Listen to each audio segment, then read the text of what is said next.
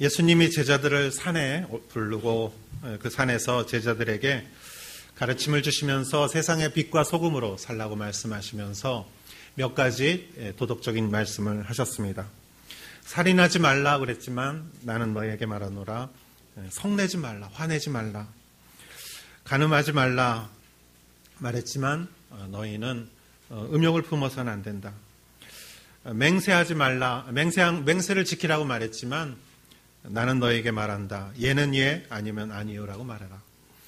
복수하지 말라, 또 원수 갚지 말라라고 했지만 원수를 사랑하라. 복수하지 말라, 이렇게 예수님께서 말씀해 주셨는데, 이러한 살인이나 간음, 맹세, 약속을 지키지 않는 것, 이런 복수하는 것, 이러한 것들이 사실은 우리의 삶 속에서 우리의 마음을 아프게 하고 우리를 불행하게 하고 우리를 상처 주는 그런 이유라고 생각합니다. 오늘날 우리 자신도 이러한 일로 인해서 상처를 주고 상처를 받는데, 예수님께서는 굉장히 우리가 놀랄 정도로 높은 기준을 요구를 하시고, 그리고 사실 예수님 자신도 예수님이 하신 이 말씀대로 본인이 실천을 하셨습니다. 그러나 예수님께서 말씀하신 그 예수님을 믿는다는 것은 사실은 도덕적으로 우리가 삶을 완성하는 것을 말하는 것은 아닙니다. 사실 사람들이 우리의 도덕적인 파멸은 가만히 보면 그 뿌리를 보면은 인간 속에 있는 모든 죄와 연결되어 있습니다. 그리고 사람은 누구나 다 그러한 죄성을 갖고 있는 것이죠. 최근에 문제가 되고 있는 그 디자인을 모방한 그러한 문제가 되고 있고, 인터넷에서 따온 어떤 사진을 덮어 씌워서 자기의 것이라고 말하는 것이 문제가 되고 있습니다. 한국에서는 어떤 분의 논문 표절이 문제가 되었고, 또 와이로를 받은 공무원들이 세간의 비판을 받고, 정치인들이 말을 바꾸었을 때 사람들은 손가락질을 하지만, 가만히 생각해 보면 그와 유사한 것들을 우리 사람들도, 모든 보통 사람들도 다 행하고 있지요. 단지 내가 유명한 사람이 아니기 때문에, 유명한 사람이니까 주목받고 많은 사람들이 검색을 해서 그것을 찾아냈다는 것 뿐이지, 내가 유명한 사람이 아니었기에 그냥 넘어간 것이고, 내가 법적으로 그게 문제가 되거나 발각되지 않아서 그냥 넘어간 것이지, 사실은 그와 동일한 일들을 우리는 보통 누구나 일부는 하고 있다고 저는 생각합니다. 그리고 사람들이 두려워하는 것은 그것이 발각되는 것을 두려워하는 것이지, 정말 그 안에 있는 죄를 두려워하지는 않는다. 현대인들은 그런 것을 너무 죄성을 가볍게 넘어가는 것이 있지 않는가. 그러나 예수님께서는 전혀 다른 견해를 갖고 계십니다. 예수님께서는 그것이 천행이건 천만행이건 예수님은 그 안에 있는 마음의 중심을 보시고 그 죄성을 보시고 그 죄성을 잘라내야 한다는 것이죠. 그래서 어떻게 보면은 예수님께서 하신 말씀이 우리에게는 엄격하게 들릴 수도 있습니다. 그러나 이러한 인간의 죄성은 사실 사라지지 않습니다. 인간의 죄성은 노력해도 사실 사라지는 것이 아니죠. 오직 한 가지 방법이 있습니다. 오직 한 가지 방법은 죽는 것입니다. 이 사람이 죽으면 죄도 같이 죽고, 사람이 죽으면 죄도 같이, 병도 같이 죽는 것이고. 그래서 바울은 그 원리를 깨닫고 이렇게 말했습니다. 내가 그리스도와 함께 십자가에 못 박혀 죽었다. 내가 이제는 사는 것이 내가 하나님의 아들을 믿는 믿음으로 사는 것이지, 나 자신은 예수님 안에서 십자가에 못 박혀 이미 죽었노라. 그리고 바울은 또 이렇게 말합니다. 내가 죄인의 괴순이다. 가장 우두머리다. 가장 악질 중에 악질이 바로 나다. 그렇게 고백하면서 바울은 동시에 또 성경에 나는 날마다 죽노라 이렇게 말하고 있습니다. 그 자기의 죄성을 처절하게 인정하면서, 그러면서 나는 죽을 수밖에 없다. 그리스도 십자가 안에서 나는 오늘도 죽노라. 그렇게 하면서 예수님께서 하신 말씀, 아무든지 나를 따라오려거든 자신을 부인하고 자기의 십자가를 지고 나를 따르라. 이렇게 말씀하신 것은, 주님께서 하신 이 말씀은 나의 죄성은 죽어야 산다. 내가 죄로 인하여 죽었을 때 그리스도로 인하여 산다라는 것이죠. 예수님께서 말씀하신 이 도덕적인, 지난주까지 우리가 봐왔던 그런 도덕적인 이러한 사항은 사실은 영적인 죄의 뿌리가 끊겨져야 이것을 지킬 수 있는 것이죠. 우리가 천국 가는 날까지 평생 이루어야 할 미션이라고 생각합니다. 그런 의미에서 참 영성이거나 영적인 것이거나 신앙적인 것은 굉장히 도덕적인 것과 연관이 되고, 도덕적인 근본적인 문제는 영적인 문제라고 저는 믿습니다. 그래서 예수님께서는 산상수훈에서 굉장히 도덕적인 말씀을 이제까지 하셨는데, 오늘은 조금 더 영적이고 신앙적인 말씀과 교훈을 우리에게 해주고 계십니다. 오늘 말씀 가운데 여러분 안에 그 은혜가 있기를 축원합니다. 1절 말씀을 한번 같이 읽어보도록 하겠습니다. 사람에게 보이려고 그들 앞에서 너희 의를 행치 않도록 주의하라. 그렇지 아니하면 하늘에 계신 너희 아버지께 상을 얻지 못하느니라. 아멘.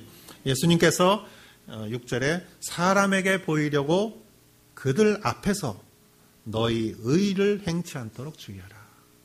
여기서 보면은 너희의 의를 행치 말라. 나의 입장에서 보면은 그거는 나의 의를 행하지 말라는 것이죠.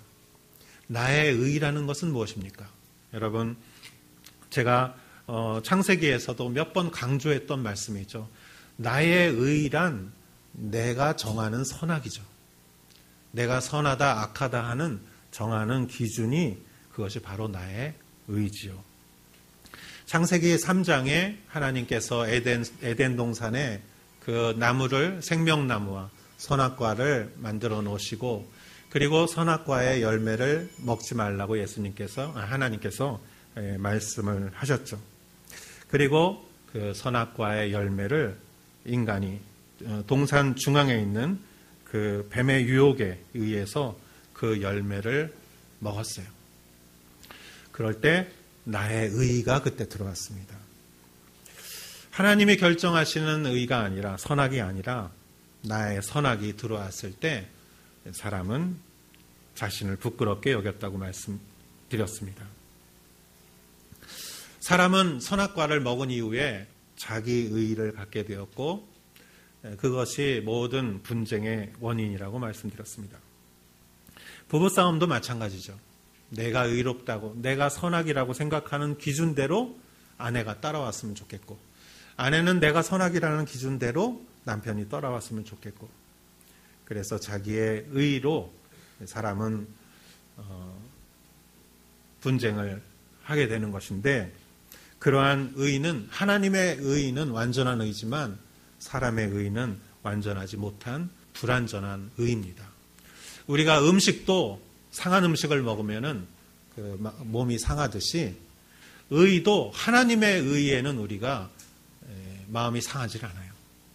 그래서 우리가 성경을 보고 성경이 하라는 대로, 하나님이 원하시는 대로 살아가면 굉장히 남도 행복하고 나도 행복하고, 때로는 그게 굉장히 어려운 일처럼 보이지만 그 일을 꾸준히 행하게 되면 결국은 하나님께서 모든 사람들을 이렇게 승리하게, 행복하게 만들어 주시는데, 인간의 의로, 불완전한 의를 가지고 우리가 살아가면 우리가 어려움을 겪을 수 있는데, 그런데 불완전한 의의 특징은 무엇이냐? 오늘 성경이 말하고 있듯이 사람들에게 보이려고 하는 것이 불완전한 의의 특징입니다.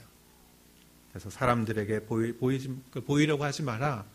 이렇게 하시면서 예수님께서 세 가지의 어떤 신앙적인 의에 대해서 이제부터 말씀해 주시는데, 그것이 첫 번째가 구제하는 거예요. 남을 도와주는 것. 두 번째가 기도하는 것이에요. 세 번째가 금식하는 것이에요. 그래서 성경에서 앞으로 계속 나오겠는데, 오늘은 구제하는 것에 대한 예수님께서 가르쳐 주신 그러한 말씀을 보고자 합니다. 우리 2절 말씀을 같이 한번 읽어보도록 하겠습니다. 시작.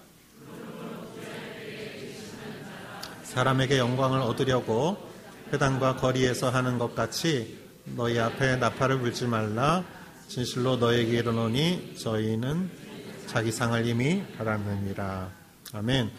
그러므로 구제할 때 첫 번째 우리의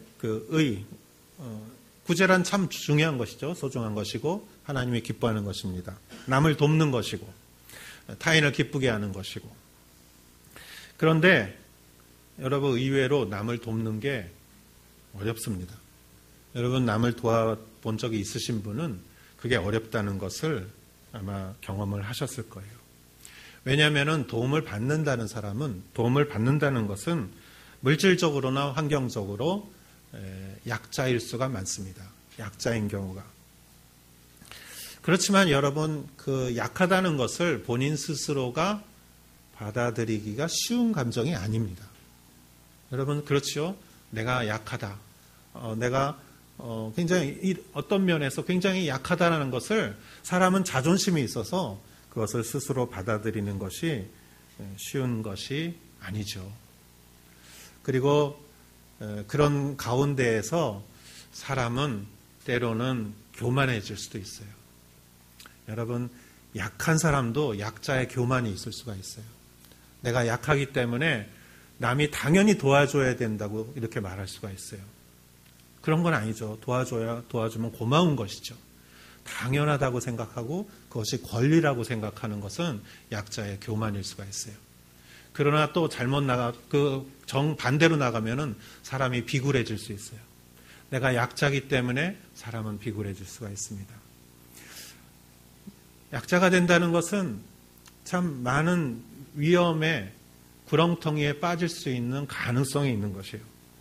받아들이기 쉬운 감정이 아니에요. 굉장히 고통스럽고 자존심 상하는 일일 수가 있습니다. 그렇기 때문에 사람은 그걸로 인하여 민감해질 수가 있는데, 그러한 경우 그러한 사람들을 구제한다는 것은 그러한 사람을 돕는다는 것인데, 이러한 구제가 불완전한 의의라고 했을 때 오히려 그것을 상처를 줄 수가 있는 것이죠. 그래서 예수님께서는 여기서 오늘 성경에서 나팔을 불지 말라 이렇게 말씀하셨습니다. 그런데 이 말씀도 가만히 생각해 보면은 정말 100% 이렇게 지키기는 쉽지 않은 것이에요. 왜냐하면은 우리가 노숙자분들에게 밥 한 끼를 드리고 또 외로운 노인의 말동무가 되어주고 어린아이들의 친구가 되어주고 또 가정환경이 어려운 아이들의 친구 되어주고 숙제도 가르쳐주고 이렇게 하려면 우리가 광고도 해야 되고 봉사자도 모집해야 되고 운전해 줄 사람도 있어야 되고 공부 가르쳐 줄 사람도 있어야 되고 놀아줄 사람도 있어야 돼요. 밥 해줄 사람도 있어야 되고 그렇고 그렇게 해서 사람들을 같이 모아서 또 사람들을 이 일을 알리고 그리고 다른 사람들에게 봉사할 기회를 주는 것도 상당히 중요한 것입니다. 그래서 여기서 나팔을 분다는 말은 우리가 가만히 그 말 이전에 있는 그 말씀을 더 깊이 생각해야 된다고 믿습니다. 그래서 2절에 보면은 사람에게 영광을 얻으려고 라는 말을 우리는 주목해야 된다고 생각합니다.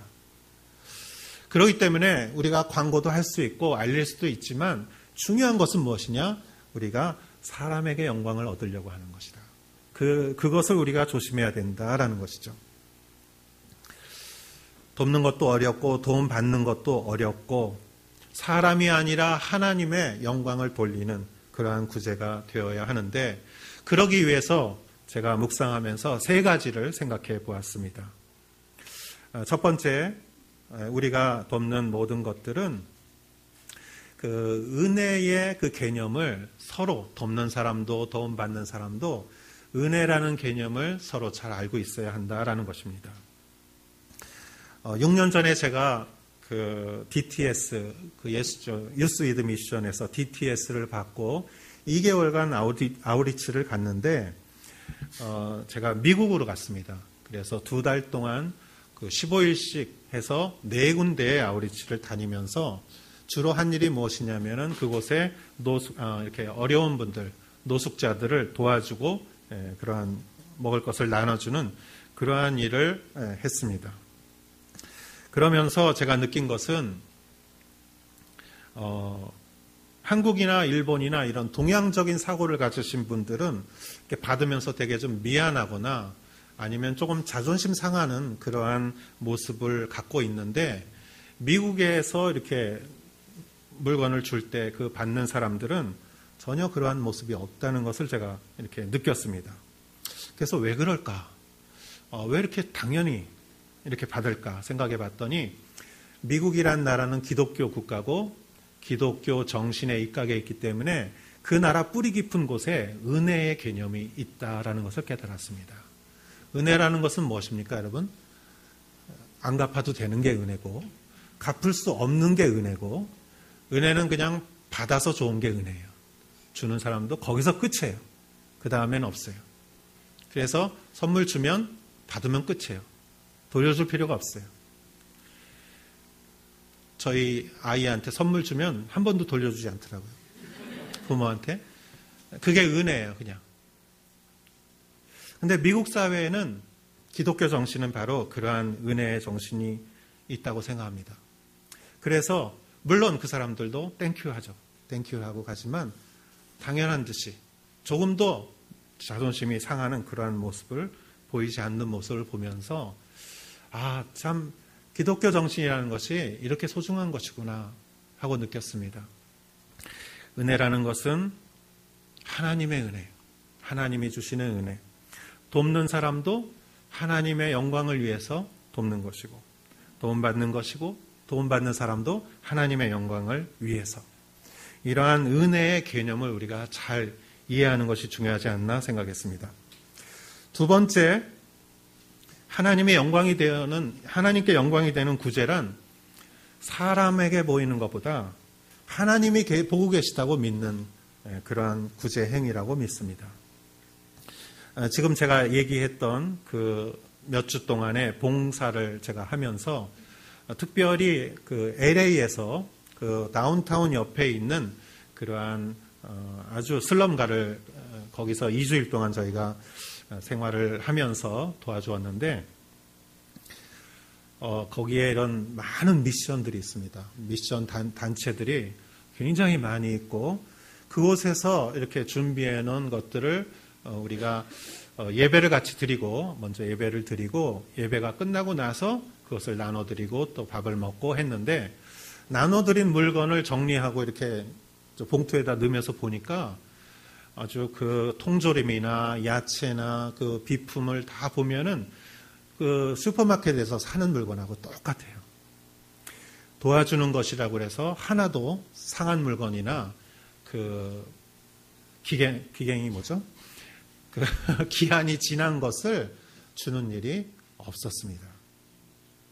올해 2월에 제가 태국에 그 방콕 그 오른쪽에 있는 바닷가 그 지역에 가서 HIV에 감염된 아이들을 이렇게 돌보는 시설을 방문했습니다. HIV라는 것은 인간의 면역을 결핍시키는 바이러스를 말하고, 그것에 감염된 사람을 HIV에 감염된 사람이라고 하고, 그것이 약이나 이런 건강한 체질에서 이렇게 몸이 약해져 가지고 그 바이러스가 몸을 그냥 아주 다 지배를 한 상태를 에이즈라고 하는 것이죠. 그러니까 HIV에 감염됐다고 해서 다 에이즈는 아니에요. 그러나 그 아이들은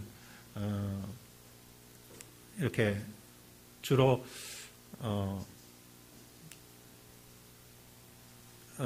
HIV에 감염된 아이들은 매일 약을 먹어야 되더라고요. 그 약이 굉장히 비쌉니다.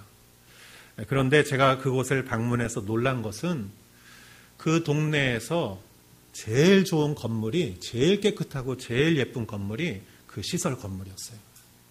그 시설을 운영하는 사람은 캐나다에서 교회를 중심으로 이렇게 세워진 그러한 시설이었는데, 아주 마당도 넓고 집도 깨끗하고 가장 쾌적한 곳이었고, 그 약은 굉장히 비싼데 그 의료보험이 적용되는 약이 있고 그렇지 않은 약이 있는데, 약도 가장 좋은 약을 아이들에게 먹이고 있는 것을 보면서 정말 하나님이 보시는 것이다. 사람에게 보이려고 하는 것이 아니라, 돕는다고 그래서 그냥 적당한 물건을 주는 것이 아니라 하나님이 보고 계시기 때문에 가장 좋은 것을 주는 그러한 자세를 보면서 우리의 구제도 이래야 되겠다라는 것을 생각해 보았습니다.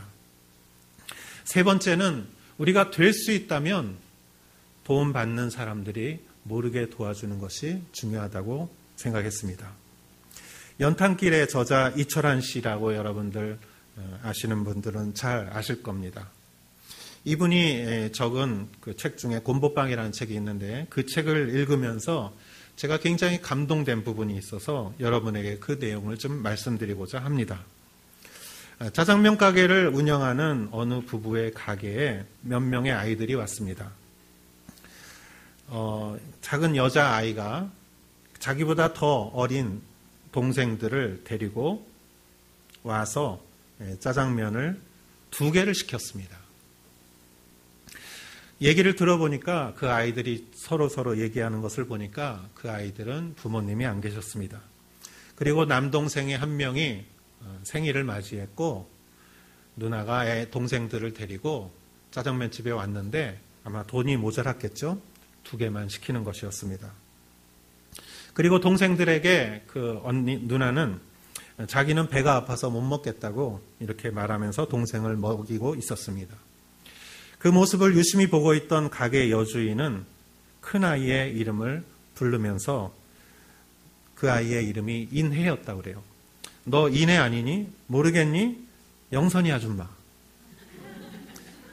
그 글에 나오는 그 아줌마의 이름이 제 이름하고 똑같아서 제가 더 기억을 합니다.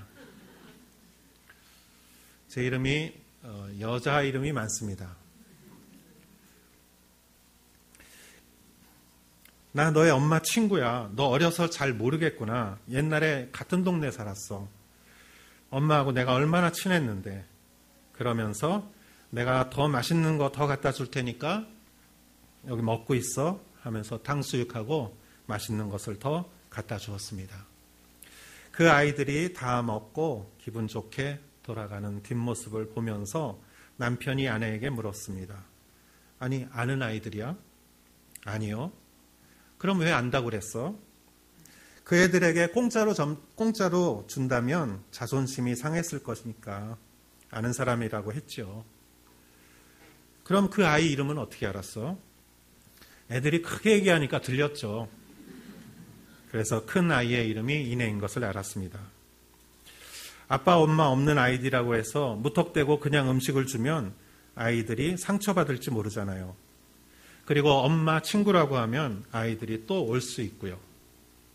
그러면서 그 글의 마지막 부분에는 이렇게 적혀 있었습니다. 상대방의 자존심을 상하지 않으며 사랑한다는 것은 얼마나 어려운 것인지요. 소리 없이 아픔을 감싸준다는 것은 얼마나 아름다운 일인지요. 이것은 어려운 일이지만 참 소중한 것이라고 믿습니다. 여러분들의 우리의 구제가 이러한 구제가 되기를 축원합니다. 3절의 말씀을 읽어보도록 하겠습니다. 너는 구제할 때 오른손에 하는 것을 왼손이 모르게 하여. 아멘. 유명한 말이죠. 오른손이 하는 일을 왼손이 모르게 하라. 이 말씀을 묵상하면서 마태복음 25장 31절부터 나오는 양과 염소의 비유가 생각이 났습니다. 예수님께서 하시는 말씀 가운데 인자가 마지막 날 심판날 땅에 내려와서 양과 염소를 나누듯이 사람들과 민족과 나라들을 사람들을 양과 염소로 나누며 양으로 분류된 사람들에게 그 인자가 이렇게 말합니다. 너희는 내가 줄일 때 먹을 걸 주었고 목마를 때 마실 것을 주었고 나그네 되었을 때 영접하였고 벗었을 때 옷을 입혔고 병들었을 때 돌봐주었고 옥에 갇혔을 때 와서 보았느니라. 그때 그 양으로 분류된 사람들이 모두 이렇게 말합니다. 주님, 우리가 언제 그런 일을 했습니까? 전혀 기억이 없습니다. 모르겠습니다. 그때 주님이 그 인자가 그들에게 이렇게 말씀하십니다. 너희가 여기 있는 내 형제 중에 가장 작은 자들에게 한 것이 바로 나에게 한 것이다. 이렇게 예수님께서 말씀하셨죠. 우리는 생각해보면 우리 주변에 있는 가장 약한 사람, 작은 사람이 혹시 예수님이 아닐까 생각해 볼 필요가 있다고 생각합니다. 그렇다면 우리의 구제가 쉬운 일이 될 수도 있고 우리가 모르는 사이에 스스로 남을 돕는 일을 할 수 있다고 믿습니다. 그러한 여러분 되시기를 축원합니다. 4절 말씀 같이 한번 읽어보도록 하겠습니다. 시작. 구제함이 은밀하게 하라. 은밀한 중에 보시는 너의 아버지가 갚으시리라. 아멘. 여기도 구제함이 은밀하게 하라. 그러면서 뒷부분에 은밀한 중에 보시는 아버지가 갚으시리라. 참 재밌죠? 내가 이렇게 숨어서 이렇게 있는데 하나님은 나한테 들키지 않게 이렇게 숨어서 이렇게 있는 거예요.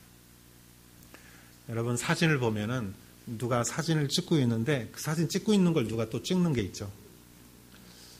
내가 숨어 있는데 주님은 나한테 들키지 않게 숨어 계시다라는 것이죠. 구제란 숨어서 하는 것이 좋습니다. 제가 오래전에 저희 성도님 어떤 분이 이렇게 헌금을 하셨어요. 헌금 봉투에 적혀져 있어요. 이 헌금을 가지고 젊은 청년들 중에 어려운 청년을 좀 도와주십시오. 써 있더라고요. 그래서 우리 청년부를 이렇게 봤어요. 오래전에. 근데 어디서 이렇게 몽골에서 유학 온 청년이 굉장히 어렵더라고요. 그래서 그 청년을 도와준 적이 있습니다. 그 청년은 누가 도와주는지 모르죠. 저도 몰라요. 여러분, 그러면은 저 사람이 날 도와줬나? 저 사람이 날 도와줬나? 아마 저 사람인가? 그러면 다 천사처럼 보이는 거예요. 선한 가능성이 있는 것이에요.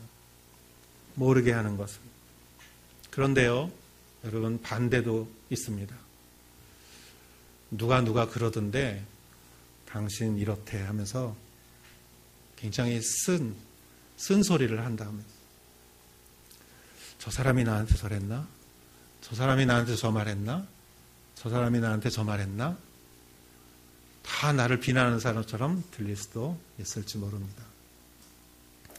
여러분, 선한 일을 숨기시고 선하지 못한 일은 마음에 담으시기 바랍니다. 하나님께서는 은밀하게 일하는 사람에게 은밀하게 도와주십니다. 하나님의 은밀함은 무엇일까요, 여러분? 저는 이 말씀을 보면서 숨어서 하나님이 모르게 갚으신다는 게 무엇일까? 그렇게 이걸 보면서 하나님은 아마도 이렇게 그냥 자연스럽게 날 도와주시는 것 같아요. 제가 얼마 전에 새벽 기도하면서 이렇게 기도하면서 갑자기 생각이 나는 게 내가 여기 왜 있지? 제가 오사카에 있는 것도 하나님의 은혜예요. 오전 중에 제가 지금 한국어로 설교하고 있지만 오전 중에 제가 일본어로 설교하면서 내가 일본어로 설교하는 것도 은혜예요. 내가 여기에 이 건강한 다리로 서 있는 것도 은혜예요. 여러분 가만히 생각하면 다 하나님의 은혜이지 않습니까? 하나님은 은밀하게 자연스럽게 그냥 도와주세요. 그걸 우리는 형통이라고 그래요. 잘 알아차리기가 쉽지 않아요. 그냥 당연한 거라고 생각해요. 근데 가만히 사실 생각해 보면 당연한 것이 아닙니다. 여러분, 옛날에 제가 리멤버 타이타닉이라는 영화를 봤는데 고등학교 학생들이 미식축구를 하는 그러한 축구의 영화인데 리건 대통령 시절에 흑인 학교와 백인 고등학교를 합쳤어요. 그래가지고 그 흑백 갈등을 없애게 하려고 시범적으로 하는 그 학교에 흑인과 백인의 고등학생들이 합쳐가지고 당연히 미식축구부도 흑인과 백인이 합쳐서 그 아이들끼리 서로 싸우면서 막 한 팀을 만들어가는 그러한 영화인데 뭐 별난 문제가 다 발생하는데 아이들이 서로를 이해하고 서로를 사랑하게 되면서 서로를 돕게 되면서 강한 팀을 만들게 되면서 그 아이들이 그 볼을 가지고 가는 그 자기의 팀 동료를 위해서 주변에 있는 아이들이 백인이건 흑인이건 몸을 날려서 그 아이들을 저쪽 편 아이들을 다 막아주는 장면을 마지막에 슬로우 모션으로 이렇게 보여줬어요. 이제까지 싸웠던 애들인데 몸을 날려서 자기 친구를 도와주는 거예요. 그 아이는 볼을 들고 막 달려가는 장면이 보여요. 근데 그것이 사실 우리의 모습이 아닌가 생각합니다. 우리가 살아가는 것이 사실은 우리 앞에서 하나님이 은혜로 많은 사람들을 통해서 우리를 도와주고 막아주고 보호해주기 때문에 우리가 은혜로 살아가는 것이 아닌가 그렇게 생각합니다. 저는 작년 올해 3월까지 시몬호세키에서 대학교에서 성경을 가르치는 그러한 역할을 했는데 작년 8월에 제가 그 학교 식당에서 교회를 개척해서 아이들 캠프를 초등학생들 캠프를 하려고 할 때 오사카 온누리 교회에서 10분 이상이 와주셨습니다. 그때 저희는 재정도 없었고 사람도 없었고 도구도 없었는데 오사카에 와주셔가지고 밥도 해주시고 프로그램도 해주시고 재정도 채워주시고 해서 아이들이 35명이 와서 캠프를 하고 그 아이들이 너무너무 행복해서 돌아갔습니다. 캠프가 끝나자마자 오사카에서 오신 팀들이 이제 버스를 타고 쉬지도 못하고 오사카로 돌아가는데 그날따라 태풍이 와가지고 태풍에게 쫓기듯이 오사카로 아주 밤 늦게 돼서야 도착하신 그러한 경험이 있었습니다. 저는 정말 큰 도움을 받았습니다. 저는 가끔 생각합니다. 제가 오사카에 올 수 있었던 것도 그때 그분들의 도움이 있어서 하나님께서 이렇게 인도해 주신 것이 아닌가 그렇게 생각할 때가 많이 있습니다. 사랑하는 여러분, 여러분의 도움을 필요로 하는 것이 많이 있습니다. 개척하는 교회를 도와주시고 약한 교회를 도와주시고 도움의 손길이 필요한 곳에 도와주시고 저 사람이 예수님일지 모른다고 생각하시고 도와주시고 그리고 돕고 나서 빨리 잊으시는 여러분 되기를 축원합니다.